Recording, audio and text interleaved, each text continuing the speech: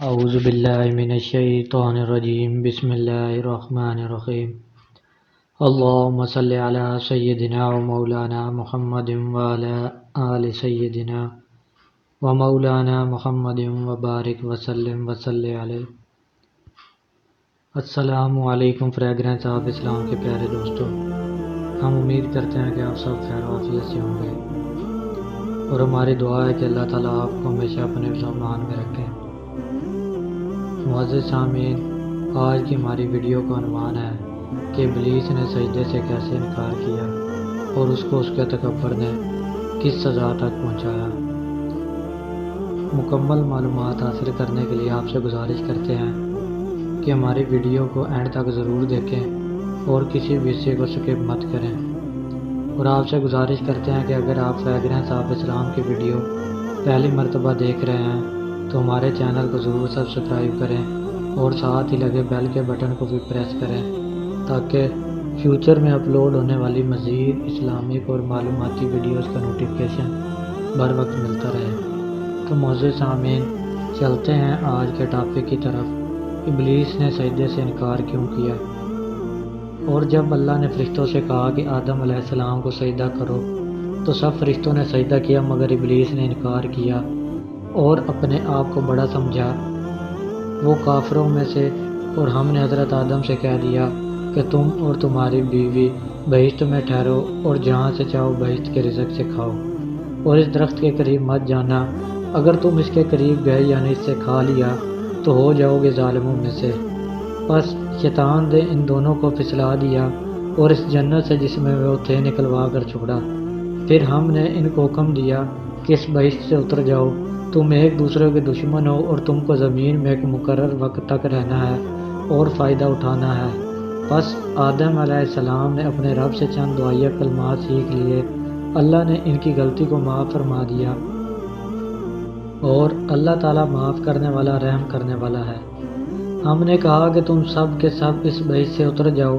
بس اگر میری طرف سے تمہارے پاس ہدایت آئے تو اس پر چلنا، اور جو میری ہدایت پر چلیں گے تو ان پر کوئی ڈر نہیں ہوگا اور نہ وہ غمگین ہوں گے، اور جو لوگ میری نافرمانی کریں گے اور میری آیات کو جھٹلائیں گے وہ دوزخ میں ہمیشہ رہیں گے۔ اور اللہ عز و جل نے فرمایا، ارشاد باری تعالیٰ ہے، ترجمہ: بے شک حضرت عیسیٰ علیہ السلام کی مثال آدم علیہ السلام کی طرح ہے، اللہ نے اس کو مٹی سے پیدا کیا، پھر اس کو کہا کہ آدم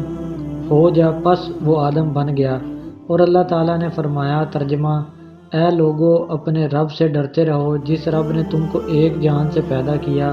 اور اس سے اس کی بیوی پیدا کی، اور ان دونوں آدم و حوا سے بہت سے مرد اور عورتیں پھیلا دیں، اور اس اللہ سے ڈرتے رہو جس کے واسطہ کے ساتھ تم آپس میں ایک دوسرے سے سوال کرتے ہو، اور رشتے ناطے توڑنے سے بچو، اللہ تم پر نگہبان ہے۔ ارشاد باری تعالیٰ ہے سورۃ حجرات میں، ترجمہ: اے لوگو، تحقیق ہم نے تم کو ایک مرد اور ایک عورت سے پیدا کیا اور تم میں قومیں اور خاندان بنا دیے تاکہ آپس میں ایک دوسرے کو پہچان سکو۔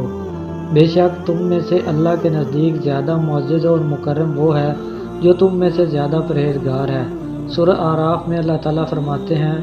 اللہ وہ ہے جس نے تم کو ایک جان سے پیدا کیا، پھر اس سے اس کی بیوی بنائی تاکہ وہ اس کے ذریعے سے سکون حاصل کر سکے۔ ایک اور جگہ اللہ تعالیٰ نے ارشاد فرمایا، سورہ اعراف، ترجمہ: اور تحقیق ہم نے تمہیں پیدا کیا، پھر تمہاری شکلیں بنائیں، پھر ہم نے فرشتوں سے کہا کہ آدم کو سجدہ کرو تو انہوں نے سجدہ کیا، مگر ابلیس سجدہ کرنے والوں میں سے نہ تھا۔ اللہ تعالیٰ نے فرمایا، اے ابلیس، تجھے کس چیز نے سجدہ کرنے سے روک رکھا ہے جبکہ میں نے تجھے اس کا حکم دیا ہے؟ ابلیس نے کہا کہ میں اس آدم سے بہتر ہوں، تو نے مجھ کو آگ سے پیدا کیا ہے اور اس کو مٹی سے پیدا کیا ہے۔ اللہ تعالیٰ نے فرمایا کہ تو اس سے اتر جا، تجھے یہاں انکار کرنے اور بڑائی کرنے کا کوئی حق نہ تھا، بس نکل جا، بے شک تو ذلیلوں میں سے ہے۔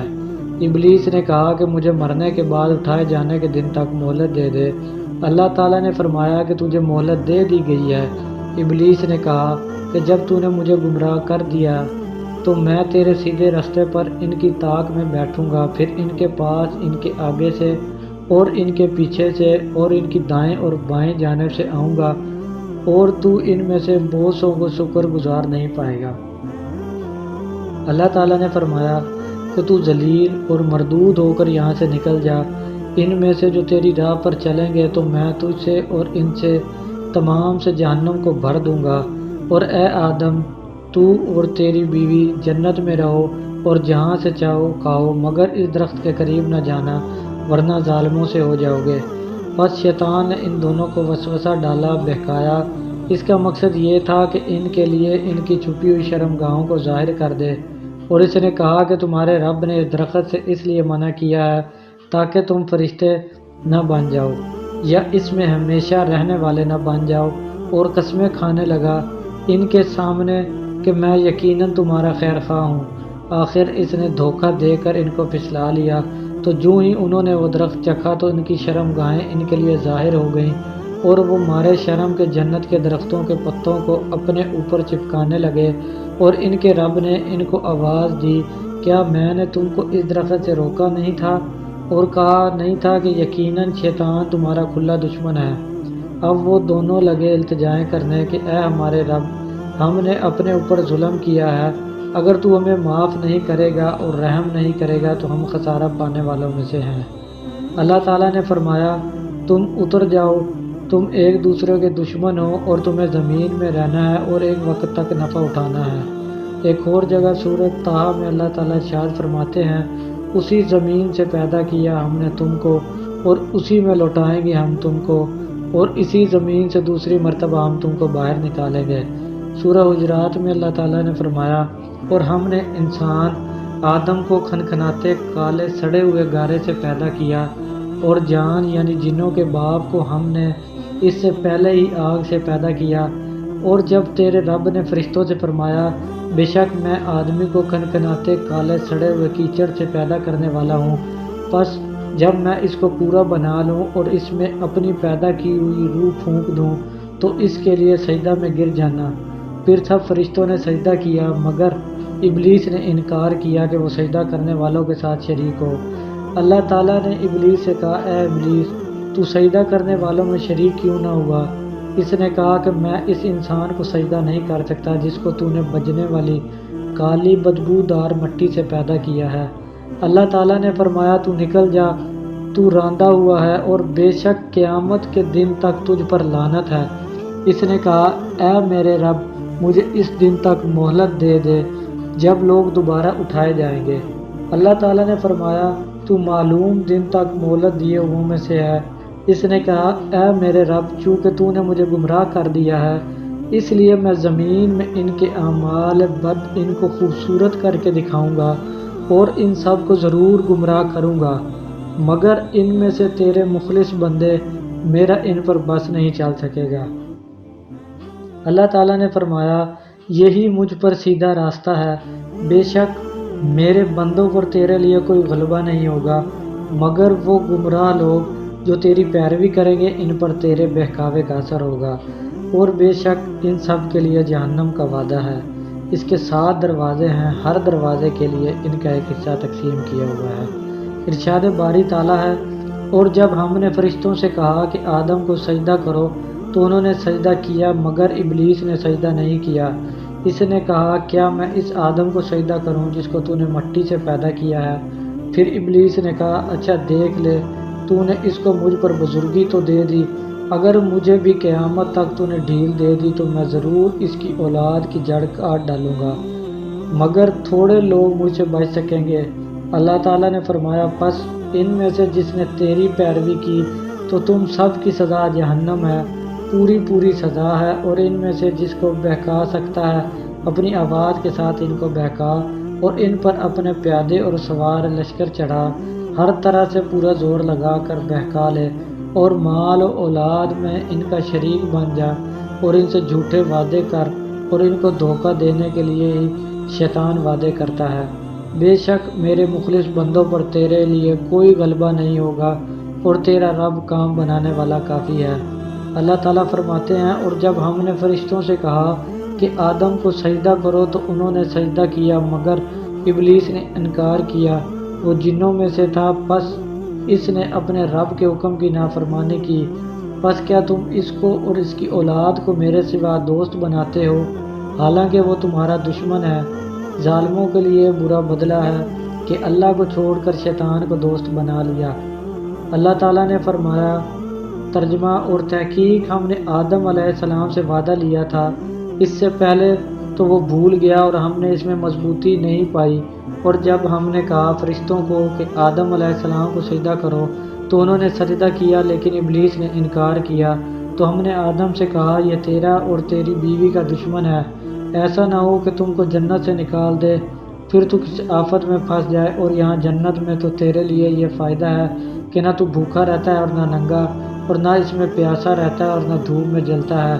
پس شیطان نے ان کو پھسلایا اور اس نے کہا کہ اے آدم، کیا میں تجھے وہ درخت بتاؤں جو ہمیشہ کا ہو اور ملک ایسا کہ جو نہ ختم ہو؟ تو ان دونوں نے اسے کھا لیا، پس ان دونوں کی شرمگاہیں ان کے لیے ظاہر ہو گئیں،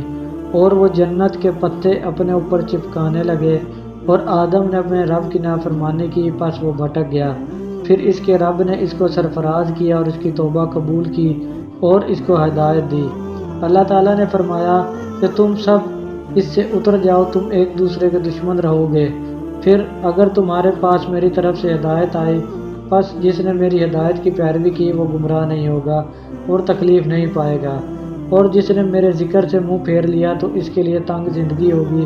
اور ہم اس کو اٹھائیں گے قیامت کے دن اندھا کر کے۔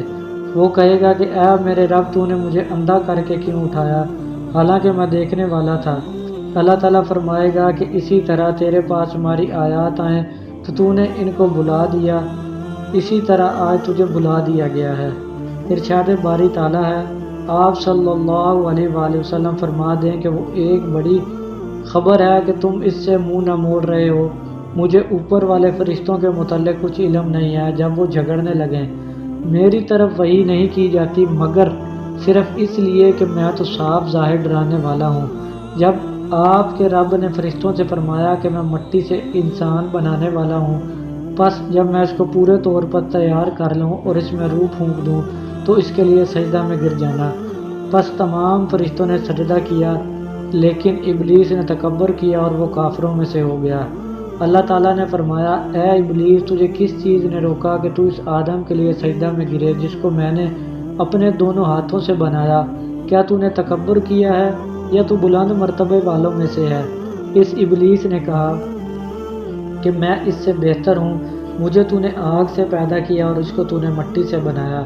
اللہ تعالیٰ نے فرمایا کہ اب تو اس جنت سے نکل جا، کیونکہ تو میری درگاہ سے راندہ گیا ہے اور تجھ پر میری لعنت ہے۔ قیامت کے دن تک ابلیس نے کہا، اے میرے رب، اس دن تک مجھے ڈھیل دے دے جس دن کو لوگ اٹھائے جائیں گے۔ اللہ تعالیٰ نے فرمایا، تو معلوم دن تک مہلت دیے گئے لوگوں میں سے ہے۔ ابلیس نے کہا، اب مجھے تیری عزت کی قسم ہے کہ میں ان سب کو گمراہ ضرور کروں گا، لیکن ان میں سے تیرے مخلص بندے کہ وہ میرے بہکاوے میں نہیں آئیں گے۔ اللہ تعالیٰ نے فرمایا کہ یہ بات سچ ہے اور میں سچ بات ہی کہتا ہوں کہ میں تجھ سے اور تیری پیروی کرنے والے لوگوں سے جہنم کو بھر دوں گا۔ آپ فرما دیں کہ میں اس پر آپ لوگوں سے کوئی اجرت نہیں مانگتا اور نہ میں تکلف کرنے والوں میں سے ہوں کہ کوئی بات اپنی طرف سے بنا لوں۔ یہ تو تمام جہان والوں کے لیے ایک نصیحت ہے، اور کچھ مدت بعد تمہیں اس کی حقیقت ضرور معلوم ہو جائے گی۔ اللہ تعالیٰ نے فرشتوں کو مخاطب کرتے ہوئے خبر دی، آگاہ کیا کہ انی جاعل فی الارض خلیفہ، کہ میں آدم اور اس کی اولاد کو پیدا کرنے والا ہوں جو ایک دوسرے کے بعد جانشین و خلیفہ بنیں گے۔ اور اس کا تذکرہ سورہ انعام میں اس طرح فرمایا، اللہ تعالیٰ وہ ذات ہے کہ جس نے تم کو زمین میں خلیفہ بنایا ہے، اور دوسری جگہ ارشاد فرمایا کہ وہ تم کو زمین میں خلیفے بناتا ہے۔ حضرت آدم علیہ السلام اور آپ کی اولاد کی پیدائش کا ذکر اللہ تعالیٰ نے فرشتوں کے سامنے ان کی عظمت و شان کے اظہار کے لیے کیا، جیسا کہ کسی اہم اور بڑے کام سے متعلق اس کے سر انجام دینے سے پہلے اس کی خبر دی جاتی ہے۔ باقی فرشتوں کا یہ کہنا تو یہ بطور اعتراض یا حسد یا اولاد آدم کو حقیر سمجھنے کی وجہ سے نہ تھا، جیسا کہ بعض جہلہ مفسرین کو اس جگہ وہم ہوا ہے کہ فرشتوں نے تخلیق آدم پر اعتراض کیا تھا یا وہ حسد کی بنا پر کہا تھا یا آدم کی اولاد کو اپنے سے حقیر سمجھا تھا۔ فرشتے تو ان سب باتوں سے پاک ہیں اور بری ہیں، بلکہ صرف آدم کی پیدائش کی حکمت معلوم کرنے کی غرض سے یہ کہا تھا۔ اور حضرت قتادہ رحمۃ اللہ علیہ فرماتے ہیں کہ چونکہ بنی آدم سے پہلے جنات آباد تھے اور انہوں نے زمین میں خون ریزی اور فساد کیا تھا اور فرشتوں کو یہ معلوم تھا، اسی لیے انہوں نے خون خرابہ کی بات کہی تھی۔ اور حضرت عبداللہ بن عمر رضی اللہ تعالیٰ عنہ فرماتے ہیں کہ جنات کی قوم حضرت آدم علیہ السلام سے 2000 برس پہلے زمین میں آباد تھی اور انہوں نے قتل و غارت کا بازار گرم کیا تھا، تو اللہ تعالیٰ نے ان کو سرکوبی کے لیے فرشتوں کی ایک جماعت کو بھیجا تھا، تو فرشتوں نے ان کو سمندروں اور جزیروں کی طرف بھگا دیا۔ اور حضرت ابن عباس بھی یہی فرماتے ہیں اور حضرت حسن فرماتے ہیں کہ فرشتوں کو اس بات کا الہام ہوا تھا، اور بعض کی رائے یہ ہے کہ انہوں نے لوح محفوظ سے معلوم کر لیا تھا، اور ایک رائے یہ ہے کہ ہاروت و ماروت نے السجل نامی ایک فرشتے سے یہ معلوم کر کے ان کو اطلاع دی۔ اور یہ قول ابن ابی حاتم نے ابو جعفر باقر سے ذکر کیا ہے، اور یہ بھی کہا گیا ہے کہ فرشتوں نے یہ بات اس لیے کی تھی کہ ان کو معلوم تھا کہ مٹی سے پیدا کردہ عام طور پر اسی کیفیت و حالت میں ہوتا ہے۔ اگر بنی آدم کو پیدا کرنے کا مقصد یہ ہے کہ یہ تیری عبادت کریں گے، تو ہم دن رات مسلسل آپ کی عبادت میں مصروف ہیں، اور ہم میں سے کوئی ایک بھی تیری نافرمانی نہیں کرتا۔ اس لیے کہا سورہ بقرہ ارشاد باری تعالیٰ ہے، تو اللہ تعالیٰ نے اس کے جواب میں ارشاد فرمایا، یعنی ان کے پیدا کرنے کی حکمت و مصلحت مجھے معلوم ہے، تم اس سے بے خبر ہو۔ وہ حکمت یہ تھی کہ ان میں انبیاء و رسل علیہم السلام و صدیقین و شہداء و صلحاء پیدا ہوں گے۔ تو معزز سامعین، یہ تھی آج کی ہماری چھوٹی سی انفارمیٹو ویڈیو۔ اگر آپ کو ہماری آج کی ویڈیو پسند آئی تو ہماری ویڈیو کو لائک بھی کریں اور زیادہ سے زیادہ شیئر بھی کریں۔ اگر آپ نے ہمارے چینل کو سبسکرائب نہیں کیا تو ہمارے چینل کو سبسکرائب کریں اور بیل کے بٹن کو بھی پریس کریں، تاکہ فیوچر میں اپلوڈ ہونے والی مزید معلوماتی ویڈیوز کا نوٹیفیکیشن بر وقت ملتا رہے۔ اللہ تعالیٰ مجھے اور آپ کو اپنے نیک راستے پہ چلنے کی توفیق عطا فرمائے۔ السلام علیکم ورحمۃ اللہ وبرکاتہ۔